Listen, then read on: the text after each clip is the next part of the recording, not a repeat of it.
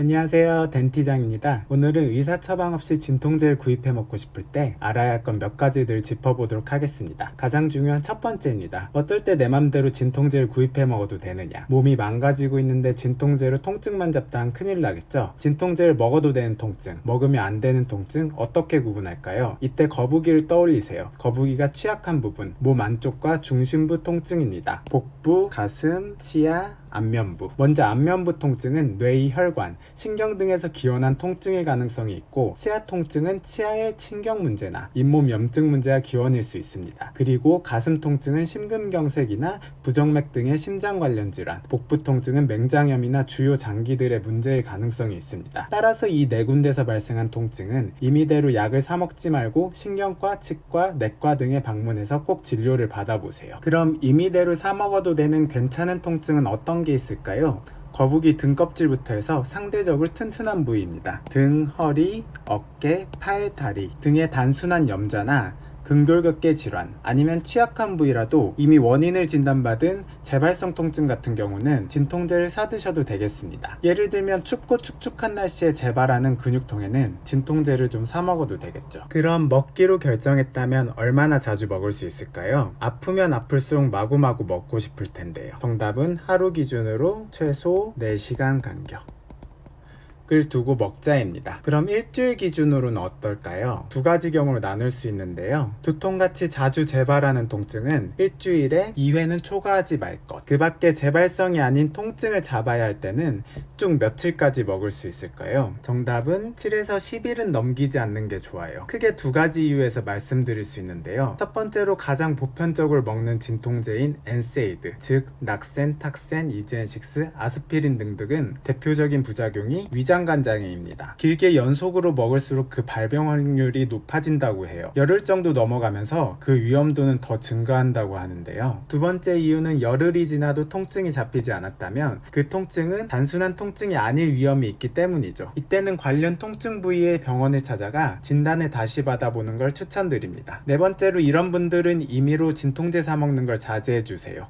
첫째는 임산부, 둘째는 담배 많이 피시는 분들, 세 번째는 중증 고혈압이나 당뇨 환자, 네 번째로 천식 환자. 그 이유는 대표적인 진통소염제인 엔세이드는 천식을 약화시킬 위험이 있고요. 순환계 질환을 가지신 분들은 드시는 약과 진통소염제가 상호작용을 일으킬 수 있어요. 임산부 분들은 강력한 진통소염제일수록 몸 안에 남아있는 시간이 많아 폐하에 안 좋은 영향을 끼칠 수 있으니 꼭 의사와 상의하시고요. 담배를 많이 피신 분들 역시 심장병, 위궤양에 이완될 가능성이 높으니 엔세이드 복용 시 상태가 악화될 수 있습니다. 본격적으로 진통제를 추천해주기 전에 어떤 진통제가 나에게 맞는 진통제인지, 이 진통제가 효과가 있는 건지 판단하는 기준은 어떤 게 있을까요? 첫째로 얼마나 빨리 약효가 시작되는가, 두 번째로 2시간 내에 통증이 대부분 사라지는가, 세 번째로 24시간 내에 통증이 재발되지 않는가. 이 기준을 충족한다면 그 진통제는 여러분에게 잘 맞는다고 할 수 있겠죠. 그럼 구체적으로 나에게 맞는 진통제를 찾아볼까요? 엔세이드에 대한 건 알고 가야 적합한 약물을 찾는 데 도움이 될 텐데요. 엔세이드를 풀어 말하면 스테로이드는 아니면서 항염증 작용을 하는 약입니다. 작용 기전은 다음 그림과 같습니다. 이때 콕스1, 2라는 효소를 억제해서 염증을 억제하는데요.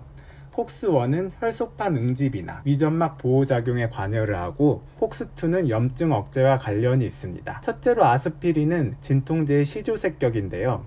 콕스1과 콕스2를 비가역적으로 억제하기 때문에 위점막 손상과 출혈 부작용이 크게 됩니다. 따라서 진통소염제로는 요새 거의 쓰이지 않기 때문에 역사적인 의의만 생각하고 패스하도록 합시다. 다음으로 소개할 이부프로펜과 나프록센은 의사 처방 없이 살 수 있는 대표적인 진통소염제이자 제가 자주 처방하는 약이기도 합니다. 콕스1과 콕스2를 가역적으로 억제하기 때문에 아스피린보다는 부작용이 적어요. 이부프로펜은 가장 무난한 엔세이드로 효과도 무난하고 부작용도 무난한 편이라 보통의 경우라면 이 약을 추천합니다. 나프록센은 이부프로펜보다 강하고 위장관 부작용도 조금 더 강합니다. 하지만 심혈관계 질환이 있는 분들에게 가장 안전하기 때문에 위가 튼튼하고 반면에 고혈압이나 당뇨, 심장질환이 있다 하시는 분들, 또는 아무런 문제가 없지만 더 강력한 진통 효과를 원한다 하시는 분들께 추천드립니다. 타이레놀입니다. 타이레놀은 엔세이드는 아니기 때문에 소염 효과는 없고요. 진통 해열 효과가 있습니다. 또한 중추 감수성으로 콕수투만 억제하기 때문에 부작용이 상당히 적은 편인데요. 위가 안 좋으신 분들이 진통 효과만 원할 때 추천드립니다. 단 타이레놀은 간독성이 있어서 과음하시거나 간이 안 좋으신 분들은 주의해주세요. 각각 약에 대한 설명이 여기까지고요. 맞다, 게보린 설명 안 했네. 게보린은 타이레놀과 같은 성분인 아세트아미노펜에 카페인을 혼합한 약인데요. 아세트아미노펜에 카페인이 더해지면 각성 효과와 진통 효과가 증대되는 장점이 있습니다. 편두통이 약하게 오시는 분들은 초기에 복용하면 효과가 있다고 알려져 있습니다. 하지만 과립구 감소증이라는 부작용 논란이 있었는데요. 2015년도에 식약청에서 임상 재연구를 통해 안정성에 문제가 없다는 발표를 했습니다. 안정성에 대해서는 본인이 한 번 더 판단해 보시고 복용을 결정하시면 될 것 같습니다. 마지막으로 진통제 활용 꿀팁을 전해드리며 마무리하겠습니다. 엔세이드에 해당하는 진통제를 하나 먹었는데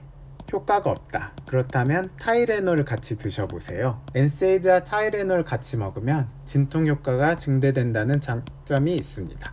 하지만 엔세이드와 엔세이드는 섞어 드시지 마세요. 부작용만 늘어난답니다. 두 번째로 진통제를 예방적으로 사용하는 방법이 있습니다. 근육통이 극심한 분들, 스트레칭을 할 때조차 통증이 극심하신가요? 진통제를 먹고 스트레칭을 하면 통증도 없고 가동 범위도 넓어져 궁극적으로 근육통을 치료하는 데 도움을 받을 수 있어요. 스트레칭은 통증이 없는 범위까지 뻗어주는 게 포인트인데 진통제를 드시면 통증 없이 더 쭉쭉 뻗을 수 있겠죠. 하지만 제가 앞에서 말한 복용 주기와 시간은 꼭 지켜주셔야 부작용은 최소화할 수 있습니다. 네, 오늘 준비한 영상은 여기까지고요. 도움이 되셨다면 구독과 좋아요를, 도움이 안 되셨어도 구독과 좋아요 부탁드립니다. 감사합니다. 그럼 안녕.